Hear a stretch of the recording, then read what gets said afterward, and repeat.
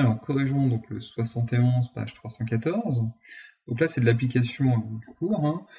Question 1a, vous avez le plan P1 qui passe par un point et qui a pour vecteur normal U.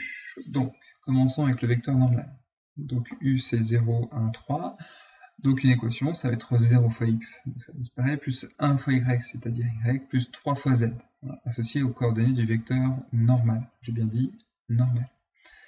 Évidemment, plus d égale à 0. Il nous reste à trouver la valeur de d, et ça va être justement déterminé par les coordonnées d'un point que l'on connaît, quelconque du plan. Donc ici, on connaît le point A, donc je remplace xa, yk, za dans l'équation du plan, et je vais donc trouver une équation pour d.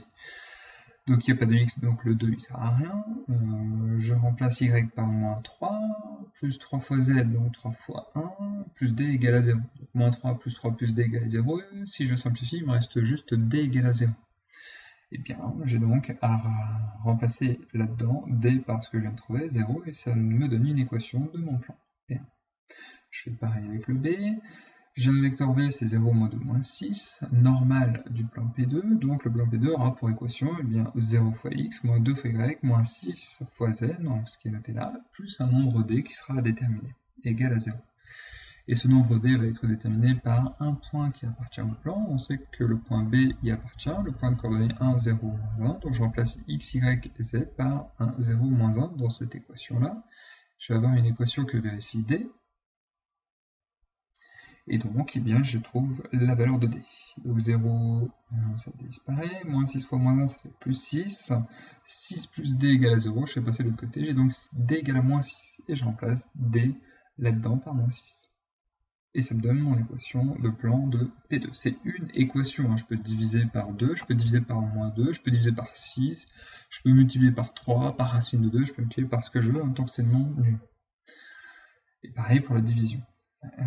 Dernière question de cet exercice, c'est bien maintenant qu'on a deux plans, on va essayer de déterminer l'intersection. Alors on sait, il faut évidemment avoir ça en tête, hein, pour déterminer l'intersection de deux objets, il faut savoir de quelle nature peut être cette intersection. Donc soit les plans sont parallèles strictement et l'intersection est vide, soit les plans sont parallèles mais en fait confondus et donc l'intersection est le plan tout entier, en fait les deux plans sont les mêmes, soit les plans ne sont pas parallèles, c'est-à-dire sécants et donc l'intersection est une droite. Donc en fait j'ai plein de solutions possibles, soit c'est vide, soit c'est un plan, soit c'est une droite. Alors pour ça, eh bien, on va s'aider des vecteurs normaux. Ici je remarque que V c'est moins 2 fois le vecteur U. En fait les vecteurs normaux sont collinéaires. Déjà, en termes de position relative de ces deux plans, j'ai plus trop le choix. Ça me permet de dire que les plans sont parallèles. Alors, je ne sais pas s'ils sont strictement parallèles ou en fait confondus. En tout cas, ce qui est sûr, c'est qu'ils ne sont pas séquents. Ces deux plans ne peuvent pas être séquents. Hein. Il suffit d'imaginer deux plans parallèles, le plan du sol et le plan du plafond. Je suis sur le sol, à la verticale, donc je suis normal avec ma taille. Je prends un enfant beaucoup plus petit qui va sur le plafond, on va dire l'étage. Les deux plans sont parallèles. S'il est bien vertical, tout comme moi, en fait, on représente deux vecteurs collinéaires. On est chacun un vecteur normal du plan sur lequel on touche, sur lequel on appuie. Mais en termes de vecteurs, nous sommes collinéaires, ce qui permet de traduire le fait que les plans soient parallèles. Par contre, si je considère le sol et le mur, et que j'y mets quelqu'un sur le mur, eh bien, on ne sera plus collinéaire. Donc, on sera orthogonaux, ou n'importe quel plan, légèrement bancal. Vous mettez quelqu'un dessus pas la verticale, mais orthogonal à ce plan, et bien il ne pourra plus être collinaire à moi qui sera bien droit sur le sol.